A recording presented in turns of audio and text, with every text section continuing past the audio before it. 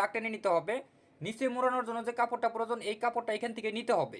নেওয়ার পরে এখান থেকে হাইয়ের মাপটা দেবো 8 ইঞ্চি, কল্লি সেট করতে হবে, এই জন্য আরও 1 ইঞ্চি বেশি নিব, অর্থাৎ 9 ইঞ্চিতে চিহ্নটা দিয়ে নিতে হবে। এখান থেকে পায়ের মুহুরির মাপ দিতে হবে 4.5 ইঞ্চি দিয়ে নিব, 1 ইঞ্চি এক্সট্রা নিব। নেওয়ার পর এরকম শেপ কাট দিয়ে সুন্দর করে এখানে রাউন্ড শেপটা দিয়ে নিতে হবে। এইভাবে শেপটা দেওয়া হয়ে গেলে ভালো করে খেয়াল করেন, এই দাগ অনুযায়ী আমাদের কিন্তু এখন কাটিংটা করে নিতে হবে। তো দর্শক, এরকম নতুন নতুন ভিডিও পাওয়ার জন্য অবশ্যই পেজটি ফলো দিয়ে পাশে থাকবেন। সবসময় এরকম নতুন নতুন ভিডিও আমাদের পেজে আপলোড দিব, ঠিক আছে? তো যাই হোক, এইভাবে কাটিং হয়ে গেলে এখন আমাদের কল্লি কাটিং করতে হবে। কল্লিটা কীভাবে কাটিং করব, এই যে কাপড়টা দেখতেছেন এই কাপড়টা এভাবে কোনাকুনি ভাঁজ করে সুন্দর করে এখানে কিন্তু আমাদের কাটিং করে নিতে হবে। কাটিং করার পরে এখানে সুন্দর করে এভাবে বসিয়ে নিতে হবে।